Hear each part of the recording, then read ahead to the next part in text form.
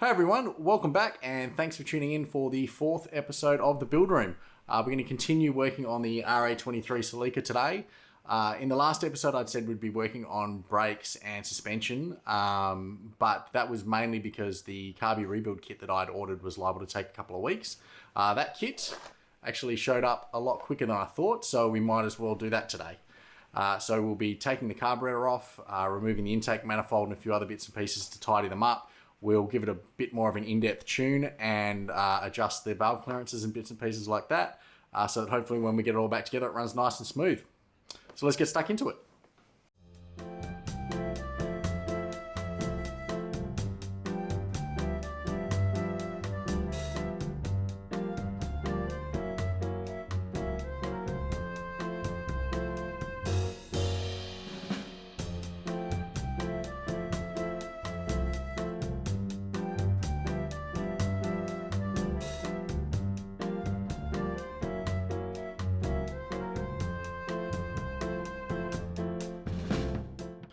Alright, so we've got the carby off, we've got it on a clean space. We have liberally coated everything in inox because I know that some of these screws on these are usually quite soft. So I don't want to round them out as they're usually a pain to replace. We have the new kit. Some rubber vacuum diaphragm, quite a large number of different gaskets, some new rubbers for the pump arms and things like that, and I think that is accelerator pump part, I believe. Full disclosure, I have never ever rebuilt one of these carbs. I've rebuilt Webers previously, but I think they're a lot simpler. They certainly have a lot less moving parts. So this has got like vacuum secondaries and things like that. So you have one throat here, which is this one, which is your main throat, and then this one here is your secondary, hence dual throat carb. And that basically under vacuum, there's that rubber diaphragm, that big sort of umbrella looking thing in here. And the engine creates a vacuum which opens up that second butterfly. Yeah, I'm not sure whether all that was working on mine, but I guess we'll have a look once we start to delve into it. Now, in terms of tools, there are kits out there for cleaning out jets and things like that. I couldn't find any and I didn't have much time because I wasn't expecting the kit to arrive as quickly as it has. So I've got a couple of things here. I've got just standard brushes, a nylon brass and steel brush. I've got some pick sets just in case I need to sort of get any small pieces out or there's rubber O-rings that are stuck in. This is a large cleaning brush just for mainly the body, just to tidy up the body as I go. And then for cleaning out the jets and things like that, I actually picked up one of these, which is, you can see that, I don't know how well that shows up, but this is actually a tool that's for cleaning out the tips on a MIG welder. So quite often you get a little bit of slag in the tip and you need to clean it out. So that's what those are for. So basically they're quite fine and they're meant for cleaning out holes. I'll just be careful not to. Obviously you don't want to start filing out the holes in jets because then they're obviously they're allowing more fuel through or air through, whatever one you happen to be cleaning out. So yeah, I'll just try to be careful. This is my first time. It may not work. Such is life. Yeah, might as well give it a go and see where we end up. Now, one of the cool things is that I've also got the 18RG engine manual. I'm not sure how detailed this goes into the carb, but there is an exploded view, if the camera's picking that up, of the carb here. It has all the part names and it says that they are numbered so that all I have to do is remove them in the order they're numbered and I can clean the carb out and then put them back together in the reverse order. So I'm hoping it's as easy as that, but yeah, we won't know until we get stuck into it.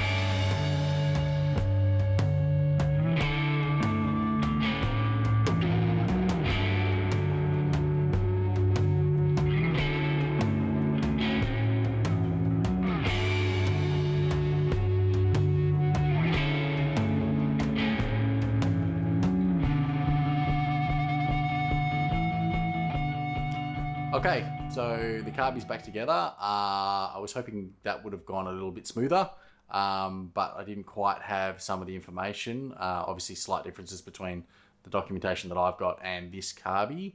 Hopefully it's okay. I'm sure it's going to take some tuning once we get it on. Yeah, we'll see where we are. For now, though, before I can start putting this back together, I've got to tidy up the intake manifold and fix those studs that broke on the exhaust manifold, and I'm sure that is going to be an absolute pain. So I might as well get started on that. Okay, so I bolted the exhaust manifold back onto the engine just so that it's a bit easier to work with. And I've had a look at the bolts. Now, I'll just zoom in a bit. Okay, so looking at the manifold, this stud here, we've probably got about 1 centimeter of height above the manifold itself. So that one I'm actually going to try welding a nut to and then taking off. These two are pretty much flat, so I am going to try and get a flat surface on each of them and then drill them and use an easy out so that I can use the original style bolts. If not, if all of that fails, I may actually end up having to drill these out and retap them with a new thread.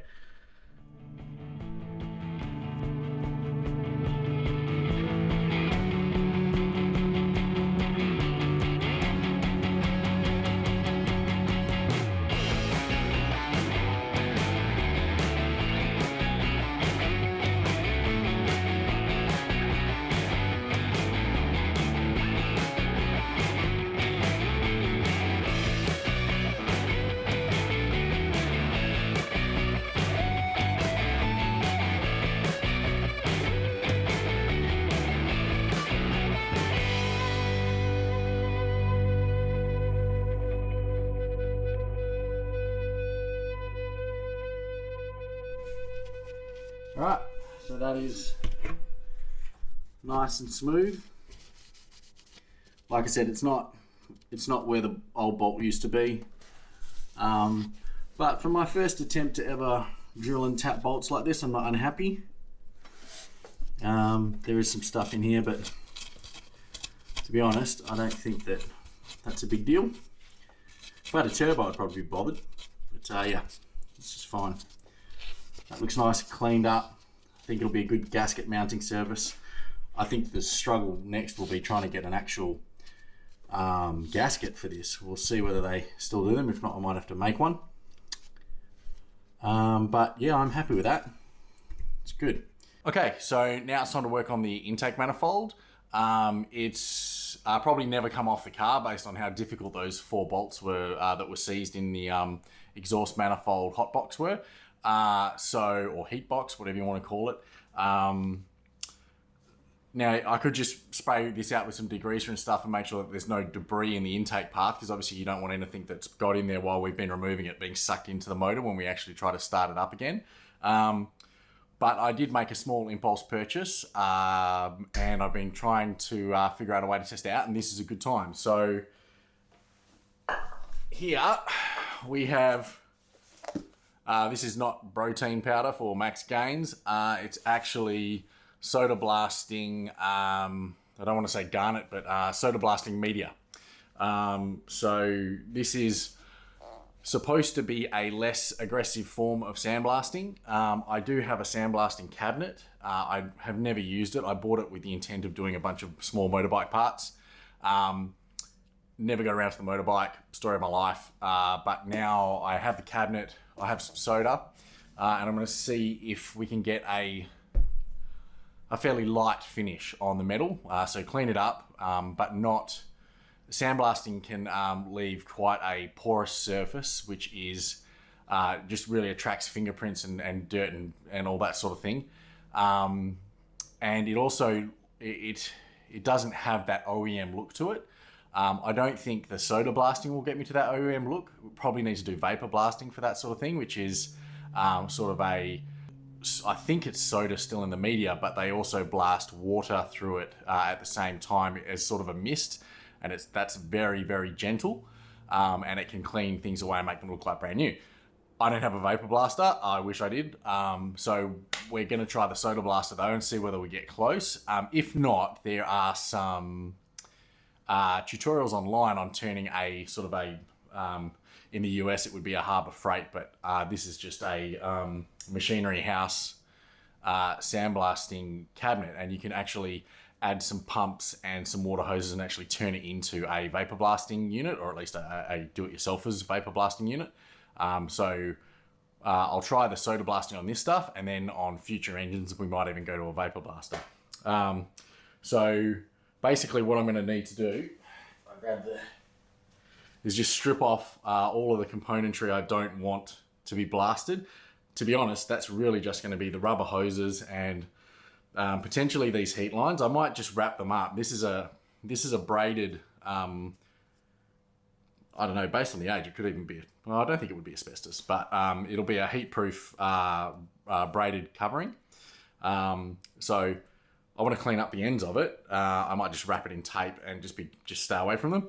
This line is a aftermarket braided line that's going. We don't need to keep that, so we'll just pull a few bits and pieces off it, and then get it into the unit and see how it comes up. So I'll just show you the unit. So that's the unit itself. It's basically a sealed box. It has some gloves so that you can get your hands through there to work on what you're working with. It has a door that leads into the sandblasting chamber. This is my LED light, forget about that. There is a air port to run the gun, and the gun is basically just a suction feed sandblasting gun. So it has a ceramic nozzle here, and then basically the air travels up through here on the gun, and as it passes this area, it creates a sort of a Venturi effect and sucks the media up through here. Now, the beauty of this cabinet is not only do you not get sand everywhere, but the media that you're using to blast actually falls down through the grate, and that's where it gets sucked up from. So you're kind of recycling your media as you go. So hopefully you use less media, create less dust, and everything's hunky-dory.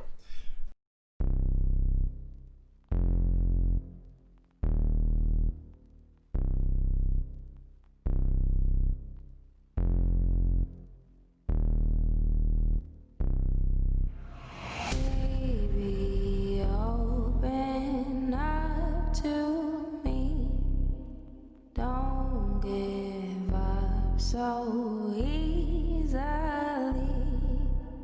open up your eyes and see there's more to our story. Baby, open up to me, don't give up so easily. Open up your eyes and see there's more to our story. Don't leave me hanging. Don't leave me hanging on. Okay, so that was a semi-successful first test. So I don't know if it shows up on camera, but there was a lot of dust actually coming out of the unit, and it's because when I first got this, there's a section that basically a port on the side of the unit just here, and that has a blanking plug to close it up. Now at some point that's obviously fallen off this unit, and basically it's there so you can attach a vacuum cleaner to it to suck out the dust as you're working to try and improve the visibility in the unit. So yeah, basically I was focusing on the job in the unit and I didn't see all of the dust being ejected out of the side. So yeah, it got a little dusty in here. It is, as I said, it's only soda. So bicarb soda, I think it is basically. I'll check that. Let me just see here. Safe soda, non-toxic, biodegradable. Yeah, 100% no free silica makes it one of the safest blasting medias on the market. Now, the danger behind garnet sand and things like that is silica dust. Basically, when particles of sand break up, if you inhale them, they don't break down, and you can do a lot of damage to your lungs. So you really want to be careful when you're working with that sort of stuff. This is safe, so no risk there. Glad it was a test run. So if I bring the unit out, it actually didn't go too badly. So just looking at it, there's a lot of dust there, obviously. I'll just take some of that out. Where I spent the most time, there was a lot of grease and things like and stuff like that at the bottom here. That was actually quite hard to get through, I think, because it has a little bit of give. But once you got through it, it started to abrade the surface as I would have expected. So to me, this looks like a very, very mild sandblasting. I think that if I can get the whole manifold to this sort of condition, then I'll put a high temperature clear coat over it, and it should be looking good. I'm not sure how we're going to go, but in this one, I'll keep the camera running. We've had the vacuum on this time, so to fill up that hole, I plugged the vacuum into it. So I'll run the vacuum and see if that helps. I don't expect it to do much. It's just a cheapy shop vac that's attached to this. It's not an industrial extracting unit. So yeah, we'll give it another few passes and see how good we can get it.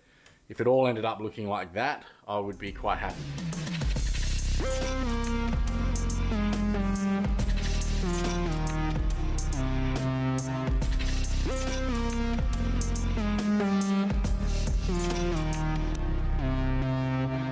Baby, open up to me.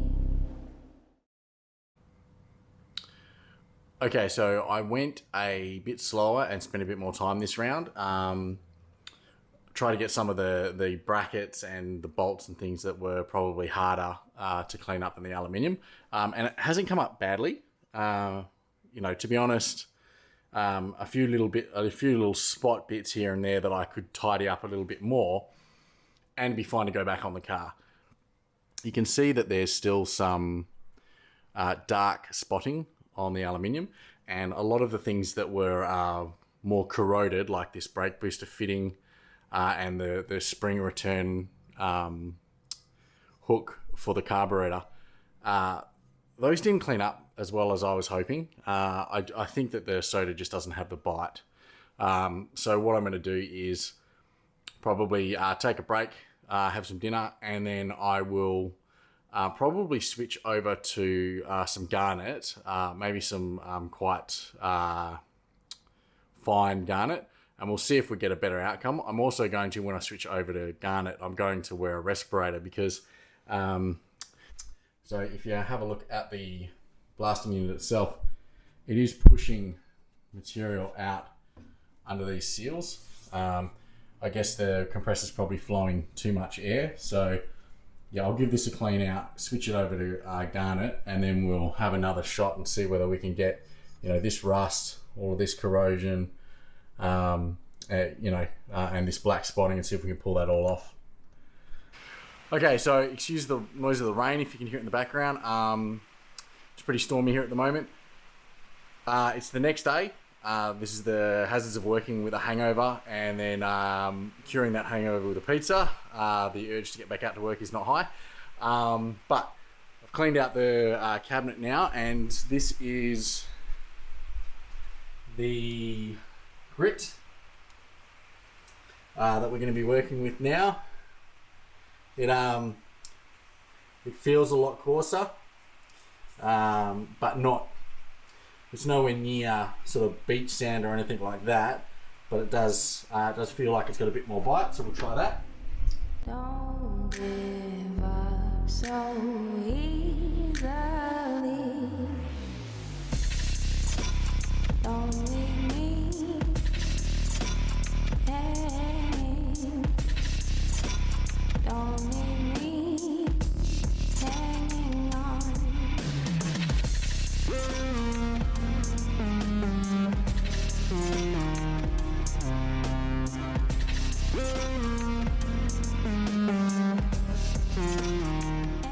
Okay, yeah, so that one went a lot better. Yeah, I'm really happy with it. I'm just going to keep going now, finish it off, and then we'll get some paint on it.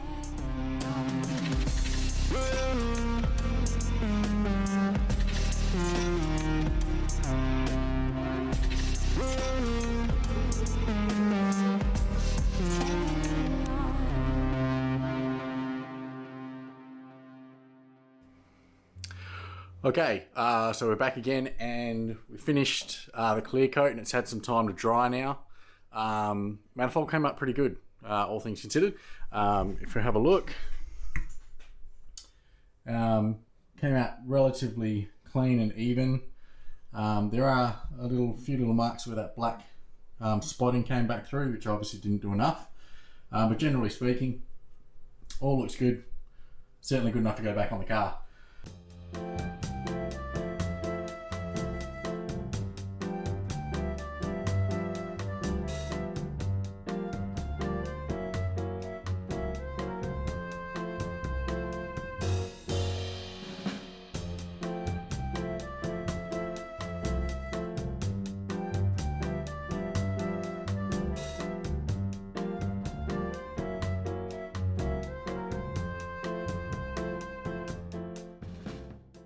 Okay, so Carby's back on. I've hooked up the PCV valve and the brake booster so we don't have any vacuum leaks. I put some extra hoses in on these. I don't know if they're going to hold up to the heat, and this pipe is still clogged, so I'm not quite sure what it does. But anyway, it's connected up, so there's mainly I want to stop vacuum leaks. Everything else is good to go. Our fuel level actually looks a bit low now that it's back in the car, but it is what it is. Give it a try. A bit of fuel to start.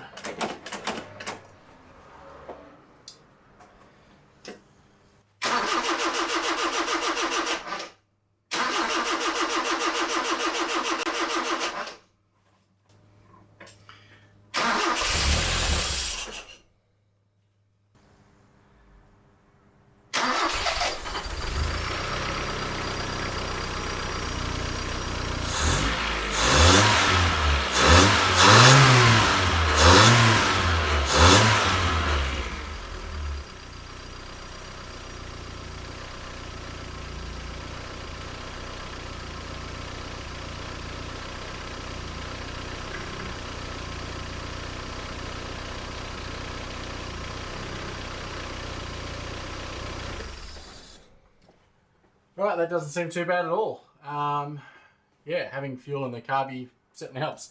A little bit rough at idle, but not something I'm too worried about considering I haven't done any of the idle air tuning or anything like that. It does sound like it's revving a bit more freely, so hopefully that is the case. I still have to replace this PCV valve, and I should really do the valve clearances as well, so that's probably another episode. Yeah,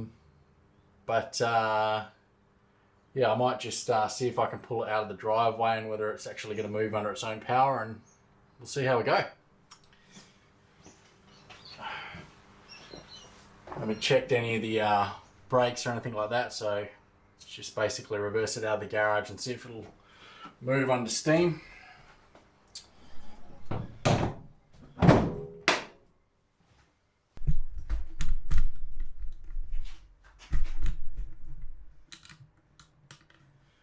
Right, let's see if she'll go.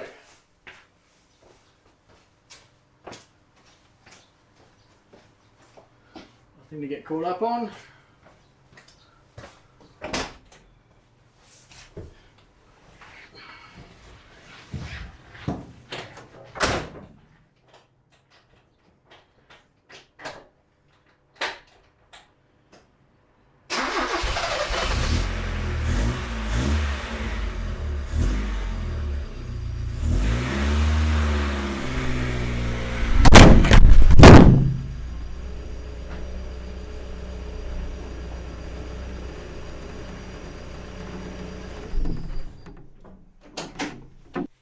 That was a fail.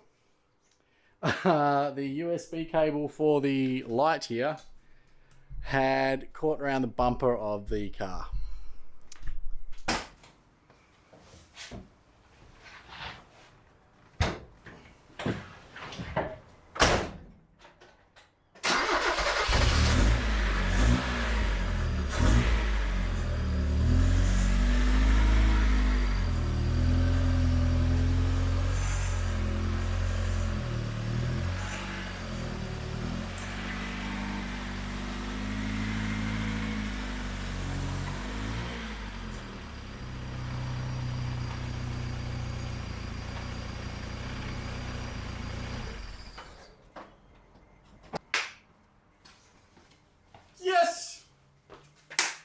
so let me just see here.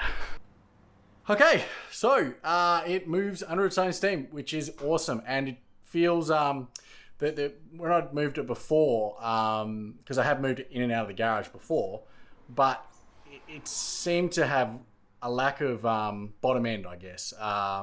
When you were moving around, you had to give it a lot of revs, and then it would sort of slowly sort of drift away.